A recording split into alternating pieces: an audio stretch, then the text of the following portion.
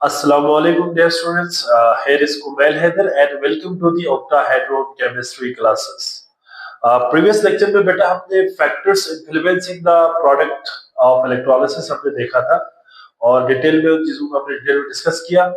आज का जो हमारा लेक्चर होगा बेसिकली ये सेकंड लास्ट टॉपिक है इस चैप्टर का हमारा, और इसमें हम एक तो फैराडे कांस्टेंट क्या होता है, एवोगैड्रोस कांस्टेंट क्या होता है और चार्ज और इलेक्ट्रॉन्स के दरमियान रिलेशंस को देखेंगे और फिर हम इसकी मदद से न्यूमेरिकल प्रॉब्लम्स को हम क्या करेंगे, सॉल्व करेंगे।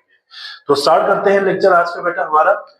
The topic is relationship between the Faraday constant, ठीक है, Avogadro's constant and the charge on electron. ये तीन हमारा बेसिकली कांस्टेंट्स है या वैल्यूज है, इनको हमने आपस में क्या करना है, रिलेट करना है, इनके दरमियान रिलेशनशिप को हमने स्टडी करनी है। देखिए whenever we talk about the electrolysis, तो अगर आपको याद हो तो हमने इलेक्ट्रोलिसिस के अंदर बात पढ़ी थी बेटा। मैं एक छोटा सा यहाँ पे इलेक्ट्रोलाइटिक सेल बना के आपको एक चीज समझाऊंगा। फॉर एग्जांपल ये आपके पास एक इलेक्ट्रोलाइटिक सेल है और एक इलेक्ट्रोलाइटिक सेल के अंदर जाहिर बात है बेटा इलेक्ट्रोलाइट्स होंगे, ठीक है। इसके अंदर क्या होंगे बेटा, इलेक्ट्रोलाइट्स, ठीक है। आप either in the molten form में ले सकते हैं या फिर आप इसको एक्वस सॉल्यूशन के फॉर्म में ले सकते हैं। ये हमारा इलेक्ट्रोलाइट होगा, ठीक है। और इस वेसल के अंदर हमने दो इनर्ट इलेक्ट्रोड्स को यूज करना है। यहाँ पे या तो ग्रेफाइट का होगा बेटा इलेक्ट्रोड या फिर प्लैटिनम का इलेक्ट्रोड हम नॉर्मली यूज करते हैं। तो ये दोनों इनर्ट होगा तो हम इसको यूज करेंगे, ठीक है।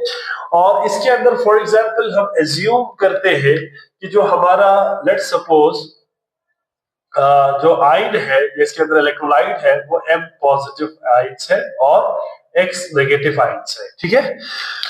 अब जब आप इन दोनों इलेक्ट्रॉन को आपस में जोड़ देंगे with the help of an external source which is known as a battery, ठीक है। आपने यहाँ पे बैटरी लगा दी है, ठीक है, और ये बैटरी का एक पॉजिटिव टर्मिनल और दूसरा नेगेटिव टर्मिनल होगा और ये बेसिकली क्या करता है, इलेक्ट्रिकल एनर्जी प्रोवाइड करती है फॉर इलेक्ट्रोलिसिस, ठीक है।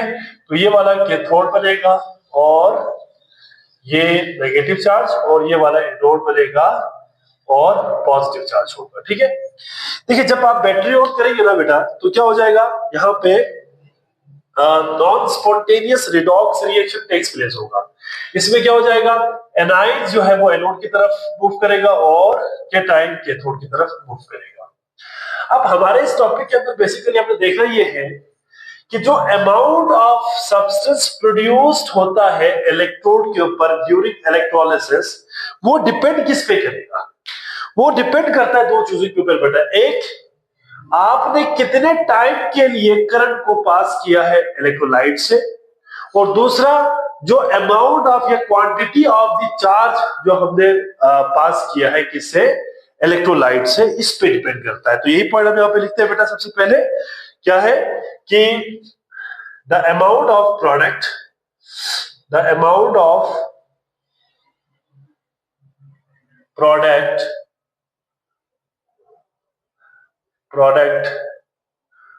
produced या liberate produced an electrode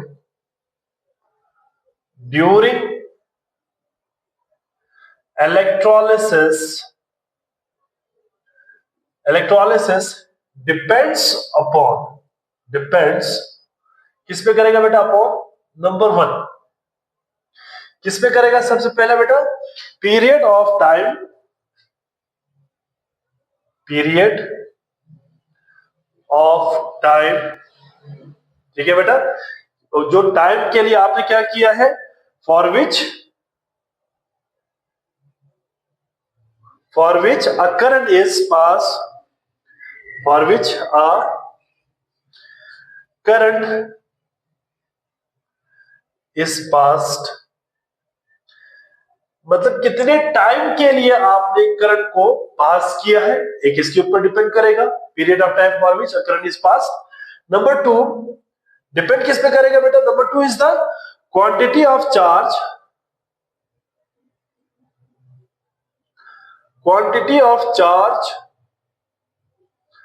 ठीक है, मतलब जो चार्ज की क्वांटिटी है जो पास्ड हुआ है through the electrolyte, passed through the electrolyte, electrolyte. देखिए जाहिरी बात है बेटा, इलेक्ट्रोलिसिस जब भी हम करेंगे किसी भी सब्सटेंस की, तो इसमें हम इलेक्ट्रिकल एनर्जी को केमिकल एनर्जी में कन्वर्ट करना होता है। ठीक है, तो जो केमिकल एनर्जी मींस जो प्रोडक्ट हमें इलेक्ट्रोड के ऊपर मिलेगा, ठीक है, मिसाल के तौर पर कैथोड के ऊपर जो है केटाइन ने जाना है तो वहां पे डिपॉजिट हो जाएगा, तो उसकी जो अमाउंट मिलेगी ना हमें, कितनी अमाउंट मिलेगी, वो जो अमाउंट है वो डिपेंड किस पे करेगा, वो डिपेंड करेगा दो चीजों के ऊपर। एक कि आपने कितने टाइम के लिए करंट को पास किया है, ठीक है, मतलब आपने आधा घंटे के लिए किया है, 20 मिनट के लिए किया है, 20 मिनट्स या 30 मिनट्स के लिए किया है, या 1 आवर के लिए किया है, 1 घंटे के लिए आपने किया है, कितने टाइम के लिए आपने करंट पास किया है उसके ऊपर डिपेंड करेगा, पहला। और दूसरा quantity of charge pass through the electrolyte, और उस इलेक्ट्रोलाइट से कितनी क्वांटिटी में जो है चार्ज पास हुई है उसके ऊपर डिपेंड करेगा the amount of the product produce at the electrode. So हम यहाँ पे कुछ रिलेशनशिप्स को स्टडी करेंगे, साथ में कुछ इक्वेशंस को भी यहाँ पे डिस्कस करेंगे। इक्वेशन की मदद से हम चीजों को फाइंड भी कर सकते हैं, ठीक है। एस, देखिए आपने फिजिक्स में बात पढ़ी होगी बेटा कि करंट किसके बराबर होता है, current I, this would be equals to charge Q per unit time, time in second. ये आपकी बुक में भी ये रिलेशन दिया हुआ है, दैट इज, अगर आप यहां पे देखें आई इज इक्वल टू क्या हो जाएगा, चार्ज अपॉन टाइम। अब यहां से आप चार्ज निकाले तो क्या हो जाएगा, charge Q, this would be equal to I multiply by क्या होगा, टी, ठीक है। This relationship is used to calculate how much charge is passed through the electrolyte. तो इलेक्ट्रोलाइट से कितना चार्ज पास हुआ है उसको निकालने के लिए हमें करंट चाहिए, करंट की अमाउंट चाहिए, करंट की क्वांटिटी चाहिए, कितनी करंट हमें दिया है वो चाहिए, और दूसरा कितने टाइम के लिए हमने इलेक्ट्रोलिसिस की है वो चाहिए। वेयर, यहां पे वेयर क्यू क्या चीज है बेटा, क्यू क्या है, आई क्या है, और टी क्या है। याद रखिएगा क्यू क्या है बेटा, इज द चार्ज, ठीक है, क्यू क्या है,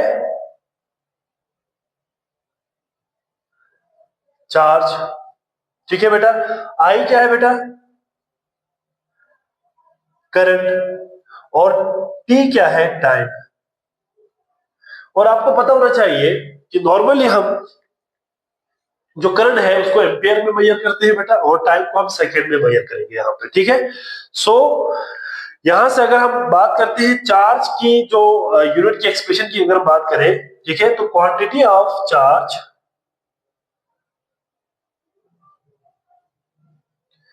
quantity of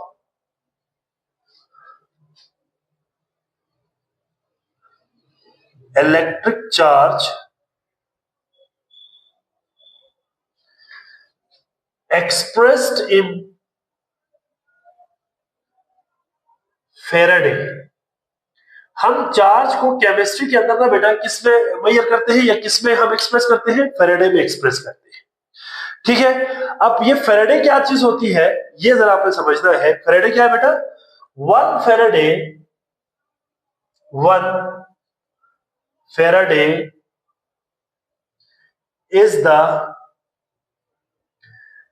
is the amount of electric charge carried by 1 mole of electron, 1 mole of electron, electron. अच्छा जी, इसको जरा आप समझे जरा, देखिए हम यहाँ पे कैलकुलेशन में हमारी केमिस्ट्री के अंदर, ठीक है, जो चार्ज होगा ना बेटा उसको हम फेरेडे में कैलकुलेट करते हैं, ठीक है। अब फेरेडे क्या चीज है? 1 फेरेडे जो है ना बेटा बेसिकली क्या होती है, 1 मोल इलेक्ट्रॉन के ऊपर जो इलेक्ट्रिक चार्ज होती है उसको हम 1 फेरेडे कहते हैं, ठीक है। यहाँ पे मैंने लिखा भी है कि 1 faraday is the amount of electric charge carried bye 1 mole of electron. 1 mole electron के ऊपर जो चार्ज होगा उसको हम क्या कहेंगे बेटा? 1 फेरेडे कहेंगे। सो अगर हम बात करते हैं एक इलेक्ट्रॉन के ऊपर चार्ज कितना होगा, तो charge on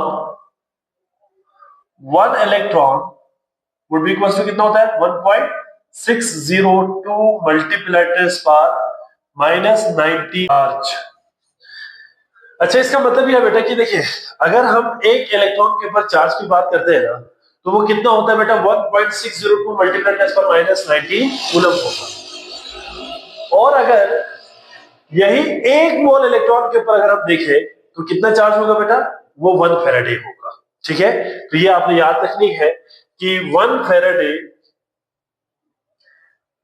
Faraday is equal to 96,487 coulomb.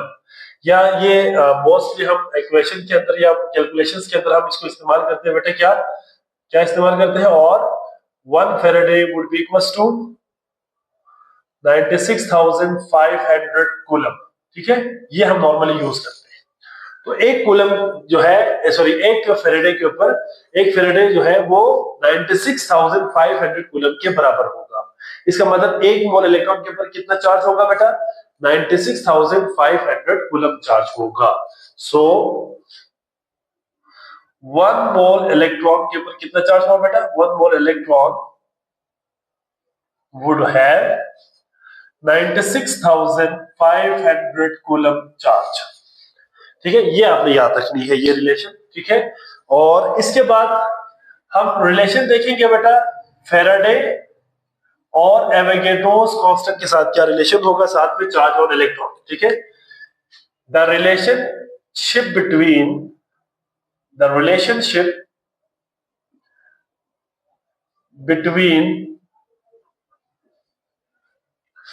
Faraday constant, Avogadro constant and charge on electron is given by a following relation। आप इस रिलेशन से बता सकते हैं, रिलेशन क्या होगा बेटा?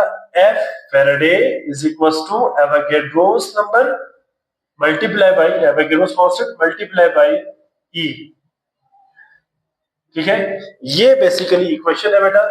इस रिलेशन को निकालने के लिए हम, या इसके दरमियान रिलेशन देखने के लिए बेसिकली क्या होता है, ये रिलेशन यूज होता है। तो हम यहाँ पे कह सकते हैं बेटा कि F is the Faraday constant, ठीक है, और Na is the Avogadro's constant and E is the charge on electron. तो हम ये प्रूव भी कर सकते हैं 96,500 कैसे आएगा, तो आप इसको कर सकते हैं। देखिए जरा F इज इक्वल टू क्या हो जाएगा बेटा? एवोगैड्रोस नंबर की वैल्यू क्या होती है? 6.022 multiply 10⁻23 multiply by charge on 1 electron. E का मतलब यहाँ पे क्या है? चार्ज ऑन 1 इलेक्ट्रॉन, जो कि क्या होती है? 1.602 मल्टीप्लाई 10⁻⁻19 कूलम। तो आप जरा इसको मल्टीप्लाई करें, you will get the answer F is equal to 96,500 approximately, ठीक है। और यहाँ पे क्या आ जाएगा?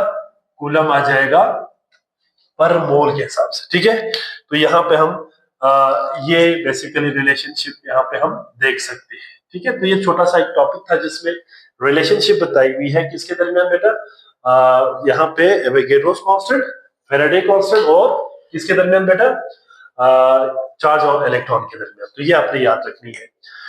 अब इसको यूज करते हुए न्यूमेरिकल हम सॉल्व करेंगे बेटा। आपकी बुक की एग्जांपल है 2.8। In the electrolysis of molten zinc chloride, how much zinc can be deposited at the cathode by passage of 0.01 ampere current for 1 hour? देखिए, जिंक क्लोराइड की इलेक्ट्रोलिसिस है, उससे क्या बनेगा? जिंक मेटल बनेगा, ठीक है, जिंक मेटल प्रोड्यूस्ड होगा। तो वो आपसे पूछ रहा है कि जिंक मेटल कितना प्रोड्यूस्ड होगा इलेक्ट्रोड के ऊपर या कैथोड के ऊपर जब हम 0.01 एम्पियर करंट को पास करें। कितने टाइम के लिए? 1 आवर के लिए, 1 घंटे के लिए। तो हमें यहाँ पे ना दो चीजें निकालनी पड़ेगी। एक हमें निकालनी पड़ेगी बेटा यहाँ पे टोटल चार्ज, यहाँ पे कितना पास हुआ है, जो कि आपको मैंने हेडिंग दिया है यहाँ पे, ठीक है, हेडिंग उसमें पॉइंट्स में भी लिखा हुआ है। पहले हमें चार्ज निकालनी पड़ेगी, क्वांटिटी ऑफ चार्ज को निकालनी पड़ेगी, और दूसरा हमें क्या निकालना है? मैस ऑफ जिंक डिपॉजिटेड, ये फाइंड करनी है। तो सॉल्व करते हैं बेटा इसको, बड़ा सिंपल सा है सॉल्यूशन।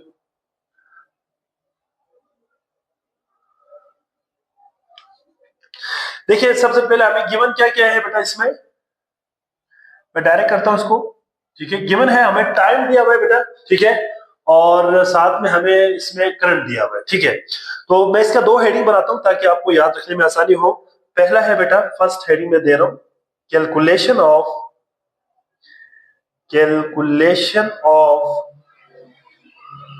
क्या है बेटा? टोटल चार्ज ऑफ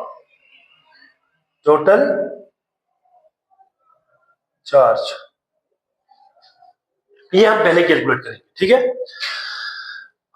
इक्वेशंस हमारे पास है, हम इनको यूज कर लेंगे और यहां से हम टोटल चार्ज यहां से हम फाइंड करेंगे जो इलेक्ट्रोलिसिस के दौरान इलेक्ट्रोलाइट से पास हुई है। देखिए, तो इसके लिए हमें टाइम दिया हुआ है। टाइम कितना है बेटा?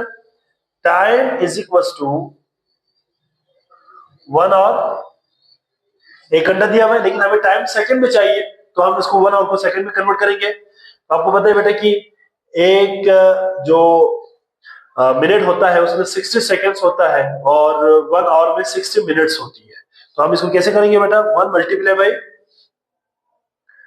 60 multiply by 60, you will gate, इसको जरा मल्टीप्लाई करें आप कैलकुलेटर के जरिए, you will get the answer 3600 seconds. ये हमें आ गया बेटा टाइम। और दूसरा करंट कितना दिया हुआ है? Current I is equal to 0.01 ampere दिया हुआ है, ठीक है, करंट आपको दिया हुआ है। अब हमें रिलेशन का पता है बेटा, अभी हमने थोड़ी देर पहले यहाँ पे लेक्चर में यहाँ पे पढ़ा है कि चार्ज निकालने के लिए क्या करेंगे? I मल्टीप्लाई बाई टी करेंगे, ठीक है। एस करके हम लिखेंगे बेटा क्या कि Q is equal to I multiply by T time, ठीक है। तो यहाँ पे I की वैल्यू कितनी है बेटा? यहाँ पे हम लिख सकते हैं I की वैल्यू 0.01 मल्टीप्लाई बाई टाइम कितना है? 3600। इन दोनों को मल्टीप्लाई करें कैलकुलेटर की मदद से, you will gate 36 coulomb. 36 coulomb, ये 36 कूलम जो है ना बेटा, this 36 coulomb is basically the charge that is given, ठीक है, ये हमें गिवन दिया हुआ है। अब हम क्या करेंगे बेटा? देखिए हमने भी थोड़ी देर पहले पढ़ा as 1 faraday would be equal to 96,500 coulombs. तो हम यहां पे कह सकते हैं कि 1 फेराडे कितने कूलम्स के बराबर होता है बेटा? 96,500 कूलम्स, ठीक है, इसके बराबर होता है। अब हम यूनिटी रूल लगा के यहां से क्या निकालेंगे बेटा? यहां से हम चार्ज को फाइंड करेंगे कि टोटल चार्ज कितने यहां से पास हो गए, ठीक है। तो हम यहां पे कर सकते हैं बेटा कि 96,500 coulomb would be equal to 1 faraday. Unity rule लगाए बेटा, अगर 1 कूलम हो, 1 कूलम हो तो क्या हो जाएगा? 1 डिवाइडेड बाई 96,500, ठीक है, 96,500 फेराडे। और कितने हमारे पास यहाँ पे आया था बेटा? 36 कूलम। अगर ये 36 कूलम हो तो क्या हो जाएगा? 36 कूलम अगर हो तो this would be equal to 1 divided by 96,500 multiply by 36। अच्छा जी, अब आप इसको जरा मल्टीप्लाई एंड डिवाइड करें बेटा, you will get the answer कितना आएगा बेटा 3.73 मल्टीप्लाइड पर -4 अब क्या आएगा फेराडे। ये आ गया बेटा हमारा टोटल चार्ज। ठीक है, ये आ गया चार्ज जो इलेक्ट्रोलाइट से पास हो गई है। तो हमने पहला सॉल्व कर लिया बेटा first one, that is total charge कितना आया, ये हमने फाइंड कर दिया।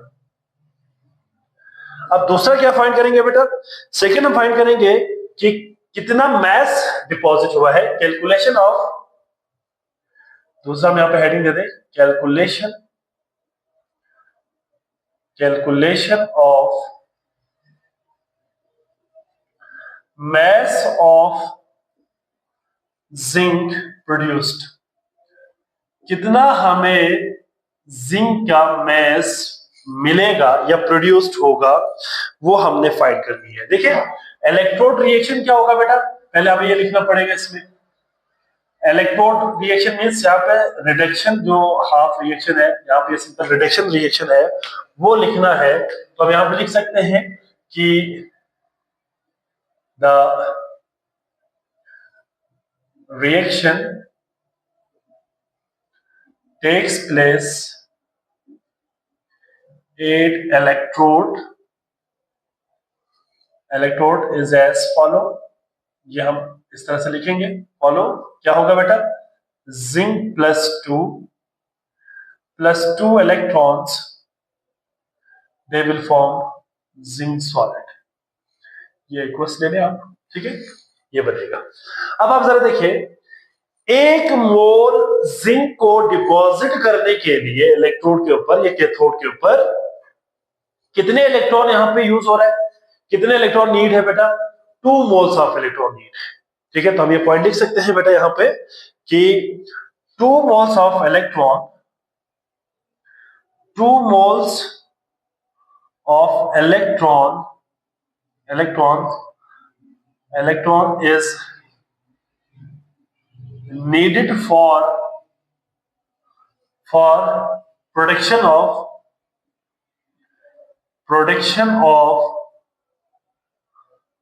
1 mole of zinc। एक मोल जिंक प्रोड्यूस करने के लिए हमें 2 मोल्स क्या चाहिए बेटा, हमें 2 मोल्स चाहिए किसके, इलेक्ट्रॉन्स के। सो 1 फेराडे किसके बराबर था, 1 mole of electron, 1 mole of electron के बराबर था। ठीक है, मतलब charge on 1 mole of electron. तो 2 फेराडे हमें चाहिए होगा किसके लिए, 2 मोल्स ऑफ इलेक्ट्रॉन के लिए, मोल्स ऑफ इलेक्ट्रॉन्स। ठीक है, तो अब इसको हम क्या करेंगे बेटा, 2 faraday would be equals to, या ऐसा करें 2 फेराडे चार्ज प्रोड्यूस्ड जिंक कितना दे रहा है, 1 मोल दे रहा है। ठीक है, 1 मोल जिंक दे रहा है बेटा। अगर यूनिटी रूल लगा यहाँ पे 1 फेराडे चार्ज अगर हो तो जिंक कितना प्रोड्यूस होगा बेटा, 1/2 हो जाएगा। लेकिन हमें कितना चार्ज यहाँ पे पास हुआ था बेटा, 3.73 मल्टीप्लाइड बाय -4, तो हम यहाँ पे लिख सकते हैं 3.73 मल्टीप्लाइड बाय -4 फेराडे चार्ज अगर प्रोड्यूस हो, चार्ज अगर यहाँ पे पास करे तो जिंक कितना मोल प्रोड्यूस होगा, 1/2 मल्टीप्लाई बाय क्या आ जाएगा बेटा, 3.73 मल्टीप्लाइड बाय -4। ठीक है, आप इसको जरा मल्टीप्लाई और डिवाइड करें, you will get the answer 1.86 multiplied by -4 मोल, ये आएगा। दिस इज द क्या है बेटा, मोल्स ऑफ जिंक। यहां पे मोल्स ऑफ जिंक आ गया बेटा। अब मैस निकालना आसान है ना। ठीक है, मैस कैसे निकालते हैं बेटा, मैस के लिए रिलेशन है, आपने पढ़ा होगा, मोल किसके बराबर है बेटा, as mole is equal to mass given mass in gram divided by molar mass. अब हमारे पास molar mass means atomic mass ना, यहाँ पे जिंक क्योंकि हम जिंक ले रहे हैं, तो यहाँ पे कह सकते हैं कि बेटा एटॉमिक मास ऑफ जिंक कितना है, यहाँ पे atomic mass of zinc would be equals to 63.37 grams per mole. ठीक है, ये इसका एटॉमिक मास को, या सिंपल इसको मोलर मास कह सकते हैं आप, मोलर मास है, ये मॉलिक्यूलर मास नहीं, ठीक है, दिस इज मोलर मास। तो मोलर मास क्या है इसका 63.37, मतलब एटॉमिक मास को ग्राम में एक्सप्रेस किया हुआ है। तो मास किसके बराबर हो जाएगा, मास बराबर हो जाएगा mole multiply by yes molar mass या एटॉमिक मास। ठीक है, तो मोल कितना था बेटा 1.86 मल्टीप्लाई 10⁻⁴ मल्टीप्लाई बाई 63.37। ठीक है, आप इन दोनों को मल्टीप्लाई करें, you will get the answer 0.012 grams. ठीक है, दिस इज द मास। तो ये आ गया बेटा mass of the zinc produced during the electrolysis when 0.01 ampere current is passed through the electrolyte for 1 hour। ठीक है, तो ये आंसर आ गया बेटा, ये आंसर, ये हमारा फाइनल आंसर है। एक आंसर ये है बेटा और एक आंसर ये है। ठीक है, तो ये था हमारा आज का टॉपिक, इसका एक स्क्रीनशॉट ले ले बेटा पहले।